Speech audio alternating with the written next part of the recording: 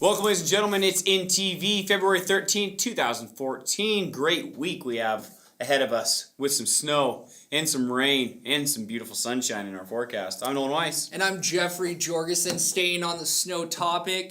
The Sochi Olympics have been taking place this past weeks. And have been taking all my time late at night. I've been staying up till 12, keeping my eyelids open, watching those Olympics. Staying up to date. But before we get to that topic, this isn't in the script, and I just gotta say, the snow has hit the ground. It has. And finally. we have been doing our best here in the Upper Kittitas County to be taking advantage of that. I went snowboarding on Saturday, and then Mia and Nolan went. It's actually Nolan and I. Nolan and I and my girlfriend. We went snowmobiling on Sunday, which was a blast. Did you have fun, Nolan? It was awesome. It was weird because typically you don't go swimming at the lake during the winter, but I didn't think you were Nolan going to bring this up, Jeff. begged to differ. He took a little dip in the lake I this did. past Polar weekend. plunge. Yes. Probably the first one to go swimming in the water. And it wasn't 2014. And it was my decision. Yes, So, absolutely. Tried a little lake crossing. We saw it on films on snowmobiles, and we decided to take the X Games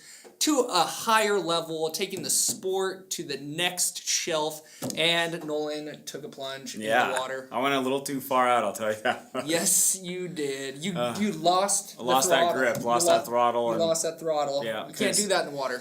Because there's no flotation devices on snowmobiles. No, but luckily in water, they're a lot lighter, and so you can push them. You can pull them. You can pull them out. Yeah, so it was a tough time. But going on to the Olympics, this has been a tough time for the USA. Some and some not. I know the first recipient of the gold medal was the slope style for the USA. But from there on out, America has had a tough time getting the medals. I think every country has had a tough time adjusting to Russia.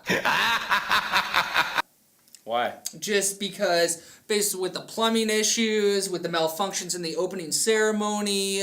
There weren't that bad of opening ceremony malfunctions. It's been terrible. Yes, we've seen the hotel rooms with the upside-down toilet seats, the light fixtures next to the shower, people leaving their bathtubs running in its brown water. But that's the opening neither ceremony, here nor there. That's not important. That's not what the Olympians deal with. It's the stress that they have to go and get the gold medal. Yeah, but not to relieve, living comfortably. But to relieve the stress, you have to be able to live comfortably and be in your zen spot, especially when you're away from home. What about those Canadian hockey players? They have like 3 to a room. That's probably really nice. Yes. Just that nice bonding for all of them. Absolutely. I'm sure. 3 really big grown men all sharing the same room. Sweaty grown men. Sweaty out. That just has to be nice. Who calls the cot? Not this guy. Nope. I dips the floor.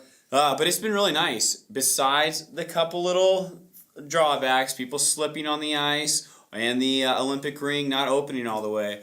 But I love the Olympics. Winter and Summer Olympics. I love them. You gotta love them. And this year, I don't think Shaun White likes him too much. No. Dodging out on the slope style, which took a little, I don't know, I think his reputation got hit a little. Got hit a little bit by dropping out of the first ever.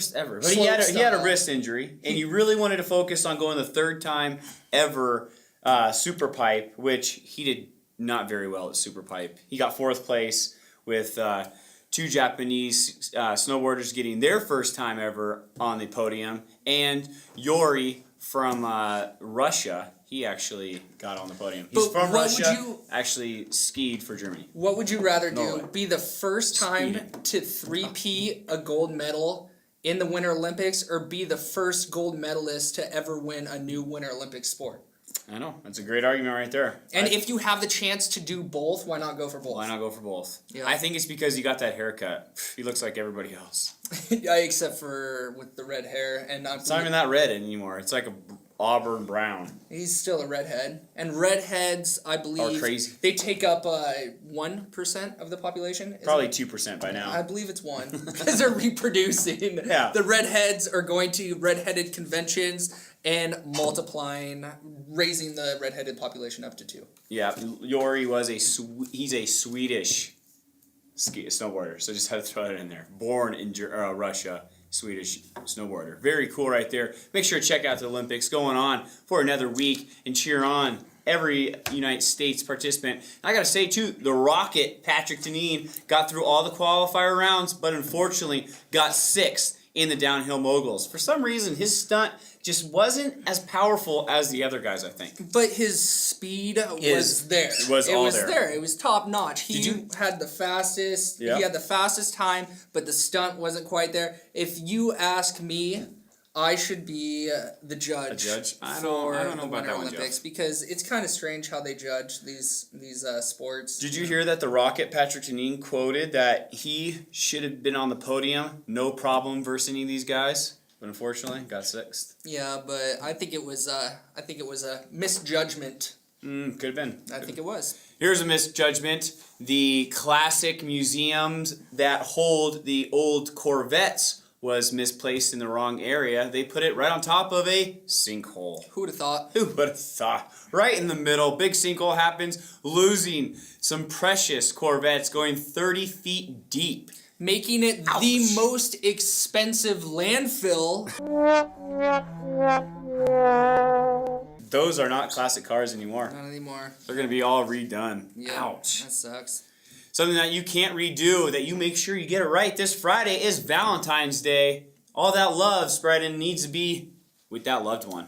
Absolutely. How do you plan on spending your Valentine's Day? Well, I'm going to start off by going to work until 5 o'clock, then going to basketball practice till 7 o'clock, and then maybe go to dinner with my wife and you two. Oh, I was going to say, did you forget? Because we had plans. I don't forget, Jeff. I haven't even asked my wife. So, Andrea, do you want to go to dinner with Jeff and Aaron?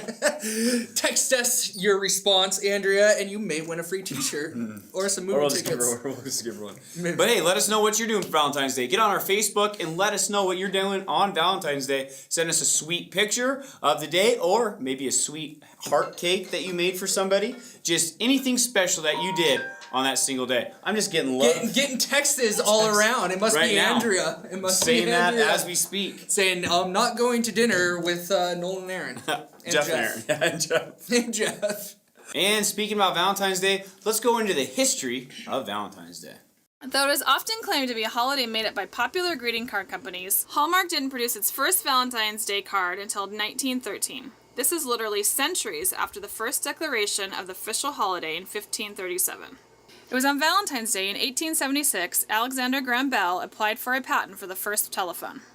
Physicians in the 1800s used to prescribe patients a dose of chocolate to cure the pains of a lost love. When he was arrested in the Tower of London in 1415, the Duke of New Orleans did not let that stop him from writing to his love. It is believed that his love poem he sent to his wife is the first recorded acknowledgement of a Valentine. It was estimated in 2013 that 6 million people proposed on Valentine's Day. Thank you, our CSR at Inland Network's Amy Waite, for sharing the history of Valentine's Day with us. What an awesome voice and some great history about Valentine's Day that I never knew of. Nope. The Cleveland Alliance Church is holding a mission conference taking place on March 7th through the 9th. For more information, please call 509-674-2664. Great things are going on at the Cleveland Alliance Church, so get down there, enjoy the great services they have on Sundays, or if you can't get down there, check them out every Sunday on INTV at selected times. And here is Pastor Ron Jackson to let us know more about how you can stay tuned with the CMA or the Cleveland Alliance Church in Cleveland. Hey guys, this is Pastor Ron, just reminding you that you can watch our services on INTV every Sunday, starting from 9, 11, 3, and 5. Check us out. I'm sure you'll enjoy it. God bless you guys. Thank you, Pastor Ron Jackson. We are looking forward to hearing more from you and to your services on Sunday mornings. Yeah, they are awesome services. He does a great job getting the Word of God out. That he does. Sons of Italy will be holding a spaghetti feed on March 22nd. This is from 4 to 7 p.m. and you can purchase tickets at Galando's, Cleveland Drug, the Cleveland Eagles, or at the Roslyn Eagles. Adults are only $12 and kids are $6. Sons of Italy spaghetti feed cannot wait. Yum, yum, yum, yum. And that ice cream that they have. It's the best. It is. This all goes to a scholarship for a high school recipient. On the 22nd of February, mark that day down in your calendar and come celebrate the celebration of life of Mike Neville's taking place at the Stonehouse 101 starting at 2 p.m. This is going to be a great time. This is to celebrate Mike Neville's life and his birthday. Get your spirit on this weekend. It's the Spirit of the West Cowboy Gathering in Ellensburg. This is going to be an awesome time. To get tickets and for more information, call 509-925-2002. This is going on February 14th through the 16th. Yeehaw! Yes, I love this time of year. Tons of events are taking place in the Upper Kittitas County, and ARF is a big support to the Upper Kittitas County for keeping all your animals safe and healthy. They're going to be hosting a soup feed taking place at the Stonehouse 101 in Roslyn this upcoming March 1st. This is to raise funds for the new animal shelter that's going to be placed behind the City Hall in Roslyn. This event's going to be starting at 5 and going till 8 p.m. Get there and spend some money and help out ARF Animal Rescue. And on the same day, the Friends of the Roslyn Library are putting on Sousa-Palooza. This is not an event to miss. So make sure to get to the ARF Soup Bowl feed and then to Sousa-Palooza on the same day, Saturday, March 1st. It's from 6 p.m. to 9 p.m. at the Centennial Center. That's at 719 East 3rd Street in Cleon. Join the Friends of the Roslyn Library for their biggest and best fundraiser of the year. They'll have homemade chili and cornbread, electronic entertainment, and an auction filled with unique art, goodies, services, and experiences. Tickets have been on sale since January 24th, so get out there, get your tickets, and enjoy Sousa-Palooza and help out the Roslyn Library. And now let's go on to Randy with his weekly movie review. Hey, it's Randy Winkler again, your friendly neighborhood movie reviewer. This week I'm going to start off with the Lego Movie. The Lego Movie was really, really good if you're 4 to 8 years old. I'm sorry to say it, but it was a total miss as far as I was concerned. I really went to it hoping it was going to be great, and it just wasn't on so many levels. I can't even get into it all. But you know, a lot of the cartoon movies lately have been aimed like the Shrek movies, where there was adult humor that the kids didn't get, and there was some kid humor that the adults didn't get, and it was kind of a mix so everybody could enjoy it. Well, this was aimed at 4 to 8 year old kids, and they were the only ones that probably will enjoy it, and maybe not even them, I don't know. But anyway, I hate to do it, but I'm going to give it a 2.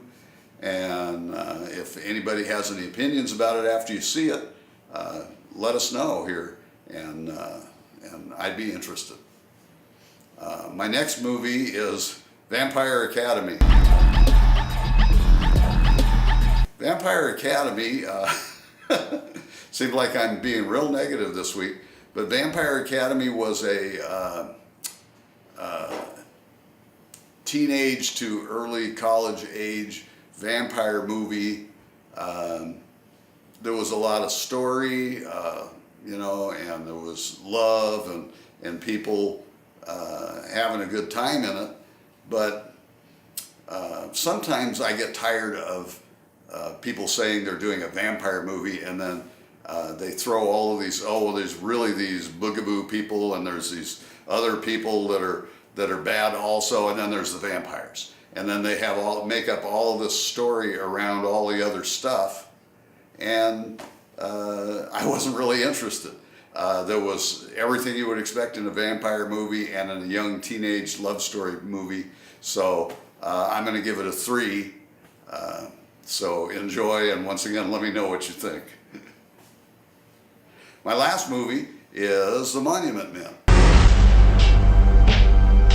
Finally, a movie that I can mostly say was really good. I went to see The Monument Men, and I really enjoyed it. George Clooney and all of the actors that were in it were just awesome. Everything was great. It was a really interesting movie about the Nazis trying to hoard all of the art, and then when they realized they were losing the war, trying to destroy all the art and hiding it away in places. And then these monument guys were some people who thought it would be a good idea to maybe try to save some of the art, so they joined the army in a special unit and went over to try to find some of this art and save it before the Nazis destroyed it all. I really enjoyed it. Like I say, it was really fun. The only criticism I have of the movie was they had so many good actors and so many little things going on. When the movie ended, I really wanted to applaud. And I wondered why nobody in the theater was applauding. And then I kind of thought about it, and I realized that it had gone in so many directions with so many of these people and so many of the different stories that it kind of took away from the power of what these people did. There was a couple people that died trying to save all this art, and I think if they had, if there had been maybe a few less stars that they had to include and have a story about what they did, and they a little bit, you know, I loved the humor and I loved all the guys in it, but maybe a little bit more about the actual story and a little bit less about giving the actors all a chance to shine. It might have been a 5, but I'm going to give it a 4 because, like I say, it just missed, just barely, just a little bit, but it did miss. So that's the best I can do for you this week. Oh, I want to do a special little thing. I watched the Beatles anniversary show on the TV last night, and from a movie perspective, the best Beatles movie I ever saw, and it really wasn't done by the Beatles, but it was done for the Beatles kind of, was Yellow Submarine. I loved it. I watched it over and over and over again. I wore out 2 copies of it, and I still own it, so rent it. I don't think you can even find it on Netflix. Buy it, rent it, whatever you need to do. It's really funny. Kids will enjoy it. Adults will enjoy it. You should have a good fun. And don't forget, all you need is love. Thank you, Randy, for that movie review. Wow. All reviews not looking so good? Wait a second. Did he say the Lego movie? I couldn't tell you because Eddie didn't write down the names of the movies. Oh, okay. Well, in that case, let's go on to some Civic News.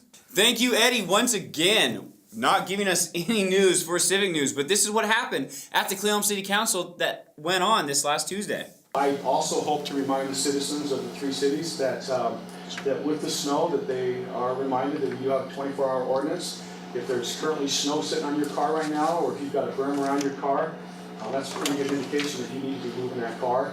We really don't want to be towing cars out here. We want to work with the public, but we certainly need some cooperation out here. I'm here to give you an update on the weather cameras that we talked about 2 weeks ago. We'd like to install 2 of them. One would be right out here, City Council, facing east, going down First Street. The second one would be over by the ball fields. The cost to the city would be about what it costs to plug in a phone. You wouldn't really see much of a cost. Vision Clown would purchase the video cameras and the wiring and have them installed. They would be linked to Vision Cleon's website and then the City of Cleon's website. The only concern I've heard from anybody is, does it store or is it just simply a live feed? I think it's just simply a live feed. Big Brother? Are you worried about Big Brother?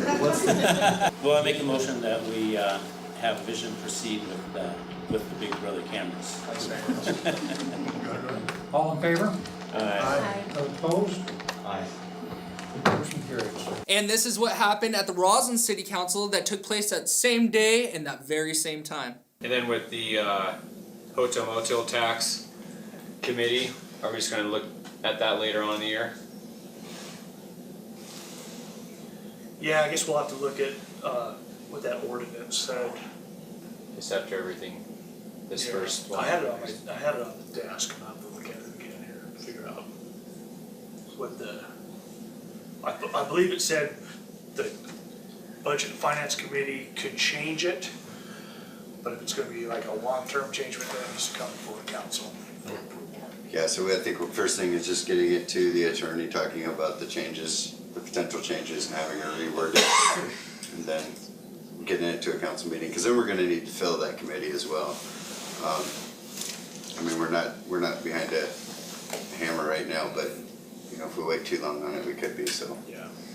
Well, make sure to check out both Roslyn and Cleon City Councils and our news every week, and hopefully we can keep you up to date on the important topics of those civic meetings. This week, unfortunately, we can't because Eddie didn't give us any updates. And if you want to watch those meetings in their entirety, check them out on INTV Channel 3 at the times below. And that concludes Civic News! And now moving on to Warrior Sports. Warrior Sports, it's coming to an end. Well, no, Wrapping because now they up have spring this- sports. Yeah, well, wrapping up this winter season. Yep, February 26th is the time to get your spring sports registration in for baseball, softball, track and field, tennis, and is golf going on that time? Yes, it is. And golf. And talking about golf, congrats to Sarah Weinberner. She is officially signed with her golf scholarship to Robert Morris University. Congratulations on that. That is awesome. Very impressive. And congratulations to our boys and girls on the basketball squad. Finishing pretty strong. A lot of injuries, a lot of illnesses. A lot of losses. A lot of losses because of those. But hopefully next year they'll come out strong and come out with some wins. I know Tony Graham, the coach of the boys, and Nikki Fields, the coach of the girls, want to get out there and want to get to districts. And congratulations to all the Warrior wrestlers. Very impressive season. Congratulations and the best of luck to you and your future wrestling careers. Yeah, awesome job at district. Here are some district updates of Warrior Wrestling. Congratulations, the Hoffine kids. They are tearing it up. Jack Moen with a win. That was districts, and now we got some guys going on to state. So we'll bring you those updates after state. And that concludes Warrior Sports. Only 29 more weeks until football season begins. Serious? Yeah. 29 more weeks? Only 29 more I weeks. can't wait. Yep. I've been watching the Seahawks updates all the time. They've been signing some people. Not any names that I really want to see, but there are some names that are important, some backup players that we definitely need, and they contribute to the team. But I want to see the people like Tate and Chancellor and Sherman, making sure we have these contracts signed and in stone, locked down. Lockdown. Gotta love the Seahawks. Congratulations again, Super Bowl champs 2014. And at this time, we would like to thank all of our sponsors that support us here in the INTV studio, starting off with Ruby's Scrapbooking and Things. Thank you, Rubies. Thank you to the Cleon Alliance Church. And thank you to Gunners and to the Farm and Home. Give us a call, 649-3940. Facebook us, email us, and we'd love to get more traffic in that business. We're showing all over the world, locally here in Kittitas County and down in Ellensburg. And now we are going to shut down tonight's episode by wishing a few people some very happy Valentine's Day birthdays. Oh, like February 13th, happy birthday to Christopher Flowers. And on Valentine's Day, February 14th, Amanda Hines, happy birthday. And Cody Martz, happy birthday. On February 15th, we have Debbie Willett, happy birthday. And on February 16th, happy birthday to Shayna Persian, Drake Jenkins, and R to the B. On February 17th, happy birthday to Thomas Giorgione, Justin Foss, and Shalani Isiano. And on the 18th of February, happy birthday to Tammy Koth, Kara Marusa, Marshall Allenbaugh, and Walter Boheim. Happy birthday, everybody. And if we missed your birthday, please don't let it happen again. Get us on your Facebook, like our Facebook, INTV, Inland Networks Cable, and enjoy us every week at 7 p.m. on Thursdays. I'm Nolan Weiss. And I'm Jeffrey Jorgensen. Couple local boys. Local news. For you, February 13th, 2014. Have a great night, day, evening, wherever you see us. We'll see you next week.